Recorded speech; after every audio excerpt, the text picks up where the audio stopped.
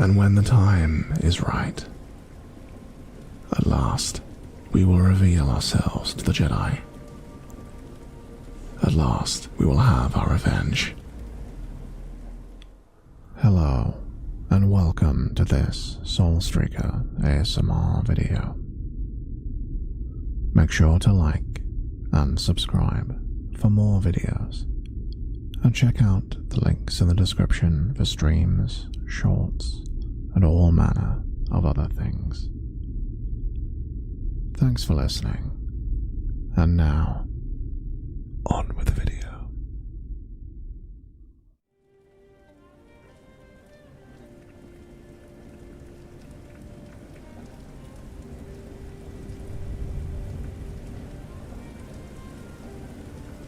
Finally, stranger, you awake.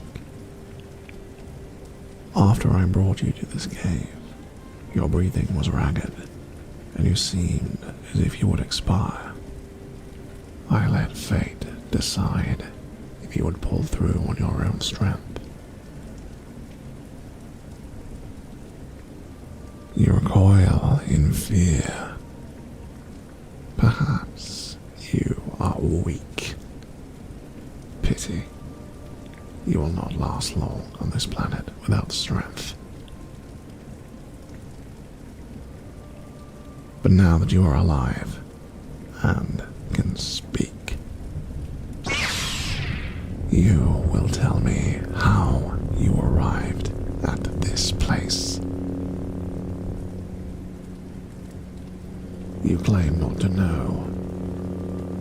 Do not test me, stranger. I offer you one more chance. How did you come to be here? Then, if you will not tell me, I will take the information from you.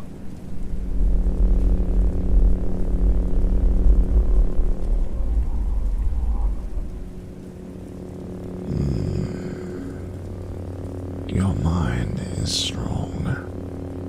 This is unexpected.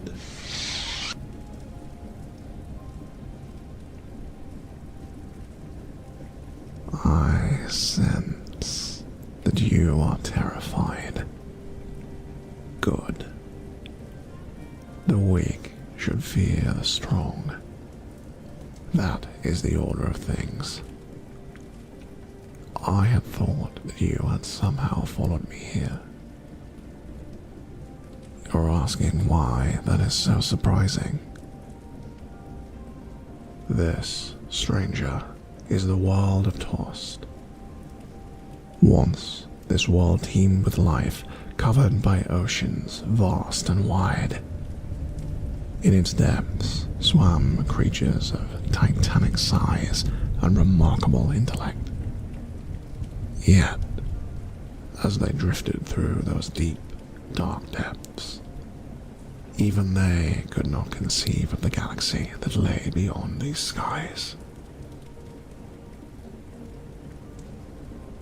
When the end came for them, as it does for all things, I wonder, did they fear their end as you do? Did they know? Or did it come for them as an assassin in the dead of night?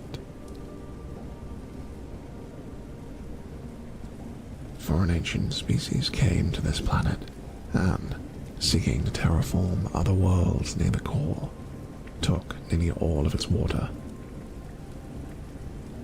We do not know how, but have surmised that they must have used ships to lift it into orbit and move it to other worlds as enormous blocks of ice. Now, robbed of most of its water, this place is home only to rain-swept plains, marshes, and death. And those creatures who prowled its waters great and mighty are left only as fossils, remnants of a past about which few know and fewer care. Now, it is home to only two life forms, yourself and I. But this world can only be reached by a hidden sequence of hyperspace routes that no ordinary navicomputer would know. It instead can only be found in the holocrons of the Sith. We are near the core, but despite that, this world is unreachable. It should be impossible for anyone but myself to be here, which is why I did not simply slay you on sight when you appeared out on the plain, and instead dragged your body to this cave. With that, and your resistance to my probing, I must assume that the Force has brought you here for some purpose, and I wish to know what that purpose is. You do not know. I do not believe you. I find it more likely you have been sent as some sort of test. So be it. My master will return to collect me tomorrow. And once he arrives, we will discuss what is to be done with you.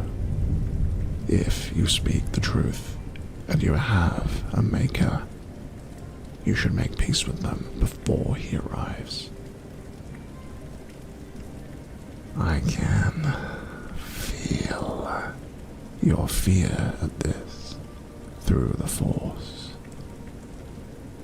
You are weak, perhaps, but wise, for my master is powerful in the dark side. You know not of the Force, stranger and stranger.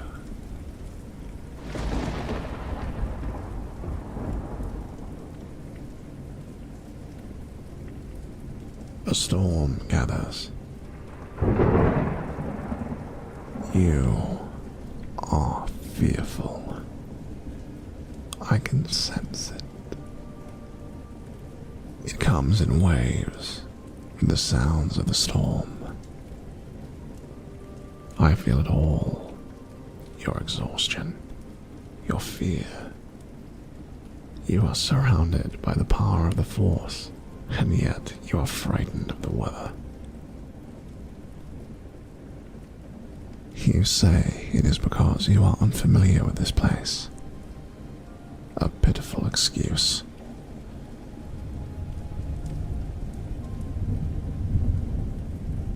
How can you not recoil at your own ineptitude? Feel rage seethe and smolder within your chest. Fear is a beast that feeds upon itself, and it must be lashed and broken into submission. Within your heart is the power to tame fear and make it your ally, to transmute fear into passion, to be free. Stranger, I am here in this blasted place to reach a greater oneness with the Force. As I cannot leave, we are trapped here. You are pitiful, but perhaps if I can rouse even a glimmer of the Force within you, in that moment of awakening, there may be much I can learn. Now, be still. To begin, we will breathe. You cannot support yourself. Pathetic. But I require your assistance, and you will assist. I will sit behind you and place my chest against your back, and we shall breathe together. Stranger, breathe in through the nose.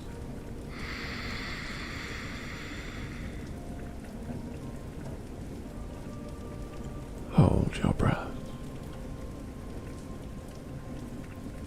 Then breathe out through the mouth.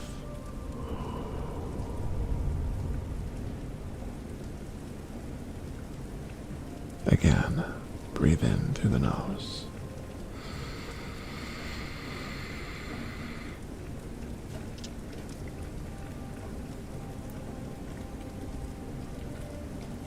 And out through the mouth.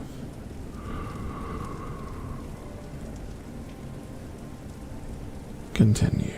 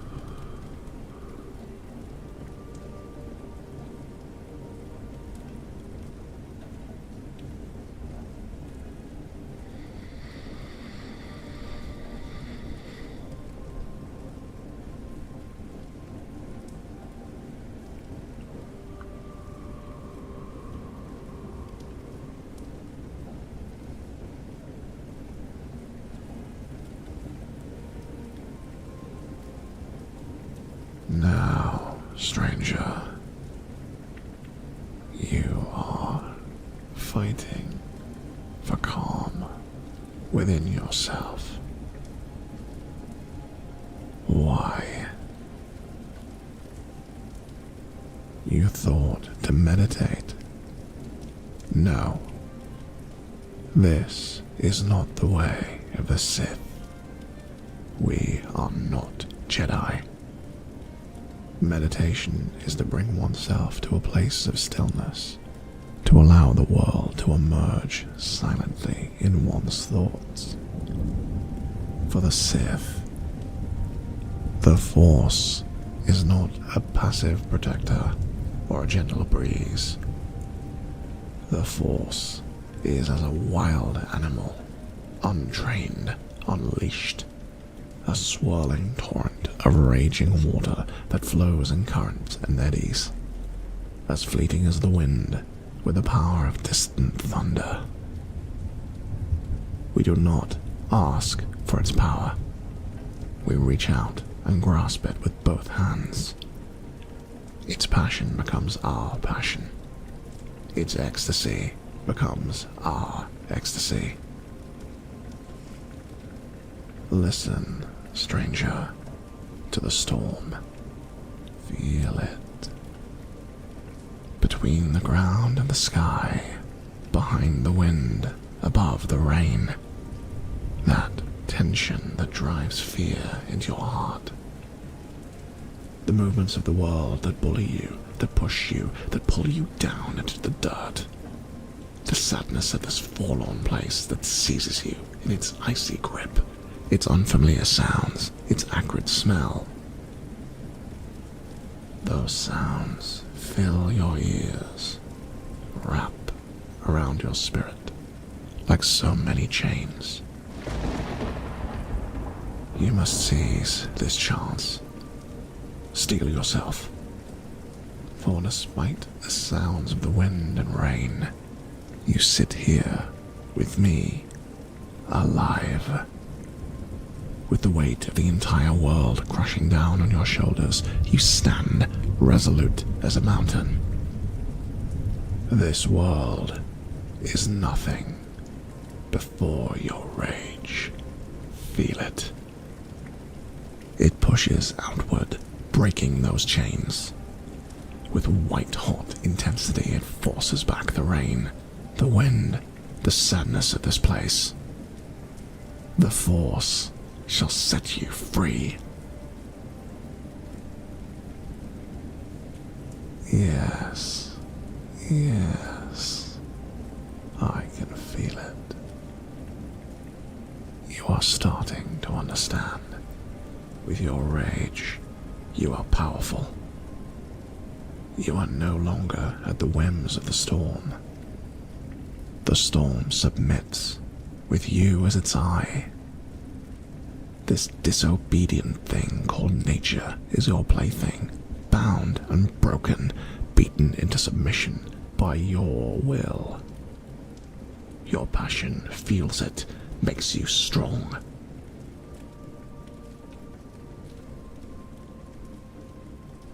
I sense it.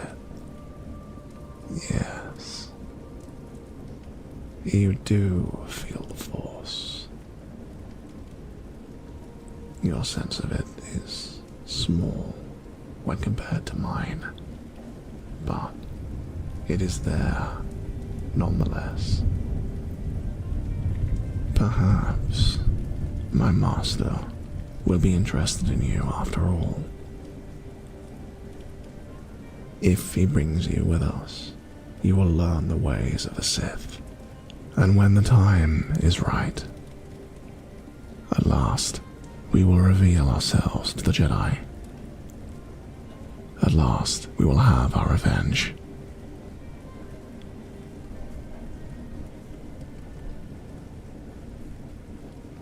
Through the Force, you will learn many things.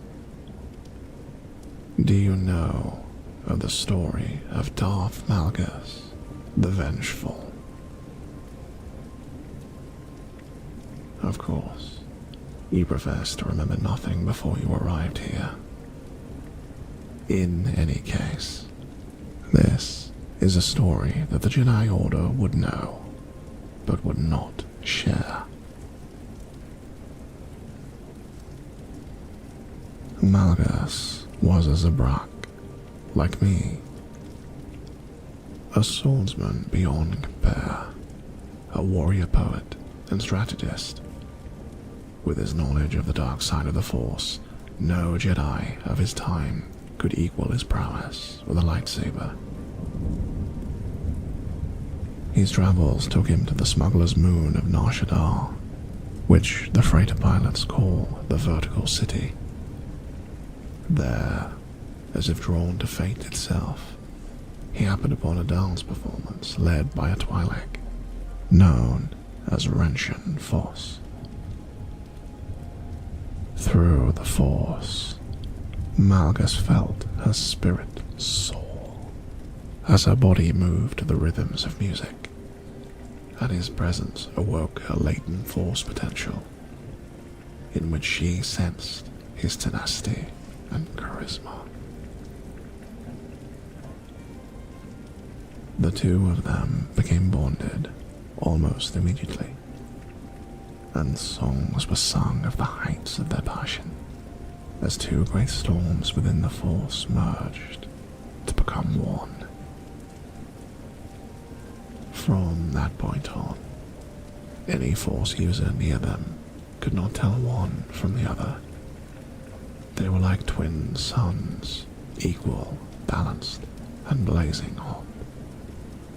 A single spirit, a single soul, both dancer and swordsman, combined, great and terrible. As their fame grew, cantinas and spaceports throughout the galaxy resounded to the names of Malgus and Voss, gifted followers of the teachings of the Sith. But that fame came at a price, for soon the Jedi Order tasked one of their temples on Corellia to confront them, as is the way of the duplicitous Jedi. Those Jedi sent one of their masters, who followed their ship, the Extant Virtue.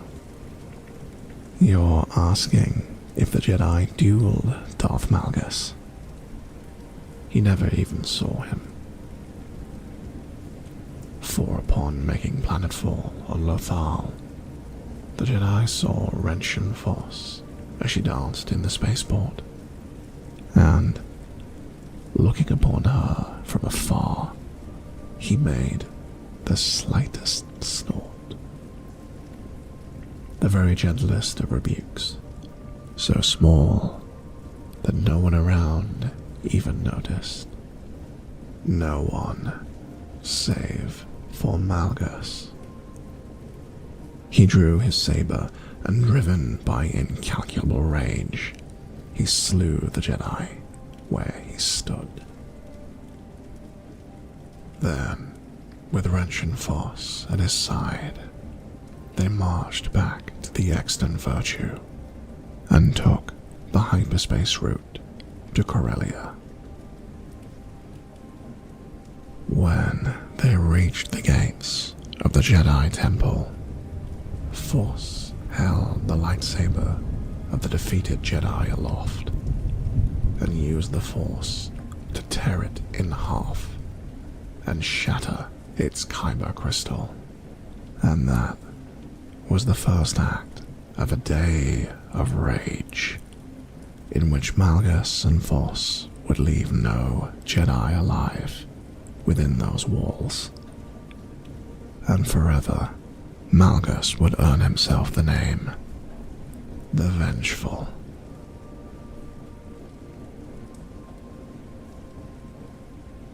The storm appears to be dying down. My master will return tomorrow. For now, sleep.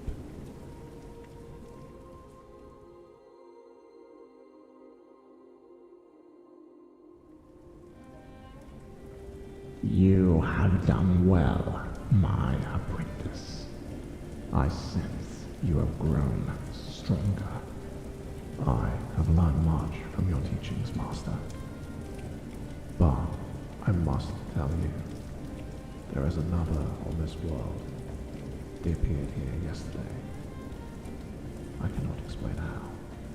You disappoint me, Maul.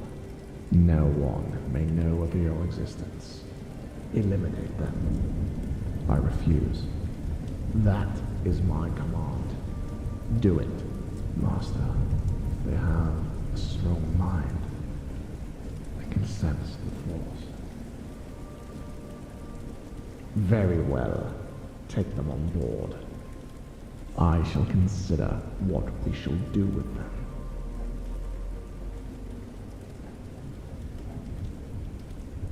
My master has decided that you are to come with us. I will carry you to the shuttle. For now, stranger, you have taken your first step into a larger world. Rest. Sleep.